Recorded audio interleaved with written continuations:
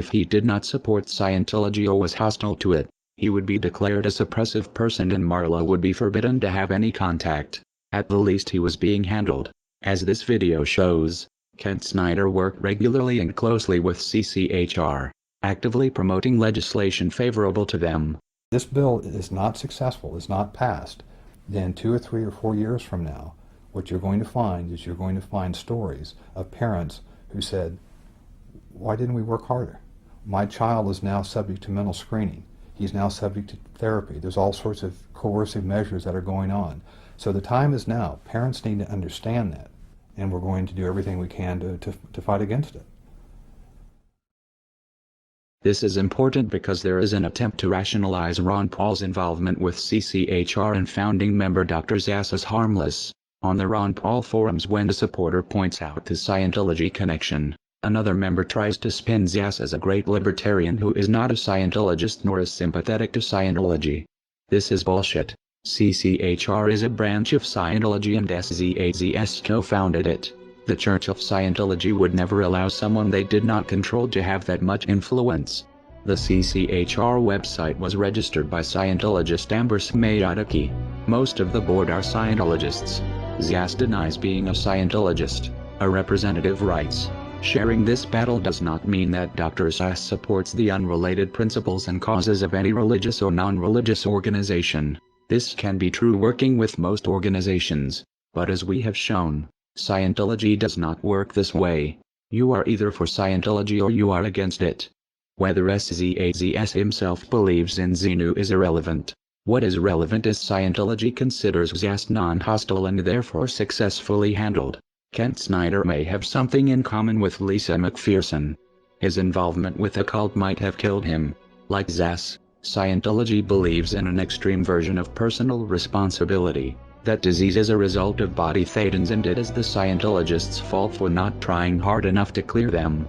If they did, goes the theory, they would be free of disease.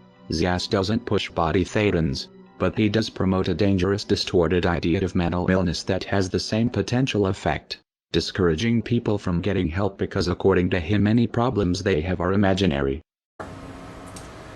The CCHR was created in 1969, founded by the Church of Scientology and by famous renegade psychiatrist Dr. Thomas Zass.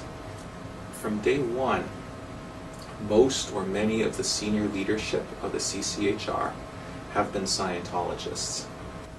And for Zass, and of course this has been taken on big time by Scientology, therefore mental illness is not real illness. It is possible Kent Snyder's untreated illness and death was a result of adopting the Scientologist beliefs that his illness was his fault or not real. It would explain why he had no health insurance. Many Scientologists don't. It seems Snyder sincerely believed in Ron Paul's libertarian rhetoric and equally trusted his Scientologist friends, though this ultimately was not in his best interest. A further question arises. How many of Scientology ideas are influencing Ron Paul's campaign for liberty through CCHR and Zass? The Scientology connection to Ron Paul has been noted in a handful of disingenuous threads on the Ron Paul forum. They are disingenuous because they ask questions a Google search can answer in seconds, yet few people link to these results. The threads are phishing members to see how much Paul supporters know about the connection, and when someone appears knowledgeable, the information is spun. In one of these threads, Scientologists in Clearwater are praised for organizing one of Ron Paul's events in 2007. The writer clearly doesn't understand the significance of saying Scientologists and former Scientologists are involved. It's possible he is confused or misinformed. It's also possible Scientologists are lying about no longer being in the church. It would be a glaring anomaly that, everywhere else former Scientologists are considered SPs to be shunned by current members, except for those working on the Ron Paul campaign.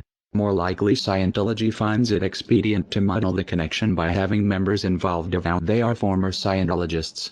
Since most Paul supporters don't know the first thing about Scientology or how to check the information, Ron Paul's campaign manager Kent Snyder had a close working relationship with the Scientology group CCHR from at least 2005.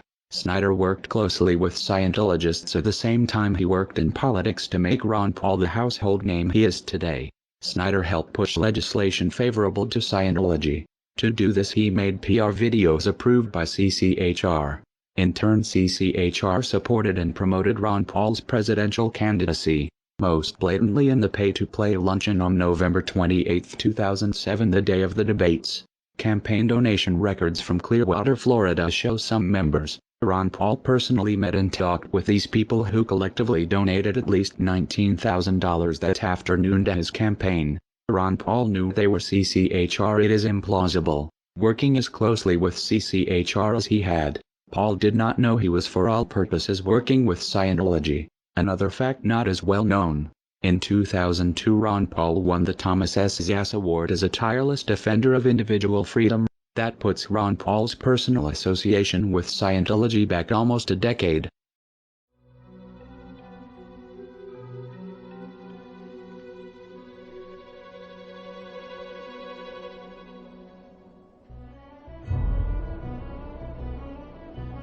It stretches credibility that Snyder was unaware of the Lisa McPherson situation and other Scientology crimes and abuses. Snyder was no doubt deep in denial about the events that led to December 5th death of McPherson at Scientologist hands. Otherwise, why work with Scientology? This shows effectively the Ron Paul presidential campaign and Ron Paul himself have been influenced by Scientology for years. So it was no surprise in 2008. When approached with concerns about Scientology's tax-exempt status, Ron Paul was dismissive. His statement, "I understand your concerns about Scientology," implies Ron Paul was aware of the problems of the so-called church and the fact independent observers consider it a criminal cult. In spite of this understanding, he had no problem speaking with them and taking their money. He would also have known about the pre-Chainology protest against Scientology, since at least one in memory of Lisa McPherson was targeted at CCHR during their Industry of Death Museum opening, that Kent Snyder attended. The question is, how much does Ron Paul owe to Scientology? And what does Scientology expect in return? The total amount of contributing dollars by Scientology to Campaign for Liberty may never be known. Whatever the amount, do not doubt Scientology expects a return on their investment in Ron Paul should he ever actually win the presidency. Paul supporters will try to dismiss this like they dismiss concerns about Ron Paul's donation from racist Stormfront.org founder Don Black. As odious as Black is, there is no evidence people have died opposing Stormfront.org. There is ample evidence the lives of critics of Scientology have been threatened and lost. Scientology plays hardball with anyone who challenges them.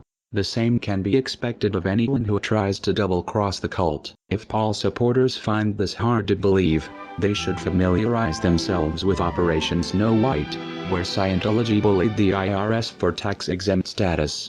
An organization that can strong-arm the IRS is not going to find a misguided Ross Perot wannabe hard to handle. To this day Scientology, through CCHR, works with Ron Paul. Anyone critical of Scientology is a suppressive person to be disconnected. Therefore we can conclude Scientology's leadership does not view Ron Paul or his supporters as suppressive persons. Scientology views them as allies to be handled, and that should worry everyone concerned about freedom. Scientology is not about freedom, it is about control, and it would rather let someone die than lose control. Scientologist Marla wrote, "All my peeps, this was sent to me by Ron Paul's right-hand man, who happens to be a very close friend of mine. In fact, I was on the plane with him when he told me Marla were going for the presidency. If it was Kent Snyder who told Scientologist Marla that Campaign for Liberty was supporting Ron Paul for the presidency, he considered it important to contact Scientology, possibly to maximize Scientology's fundraiser machine for Ron Paul's campaign." Marla seemed excited.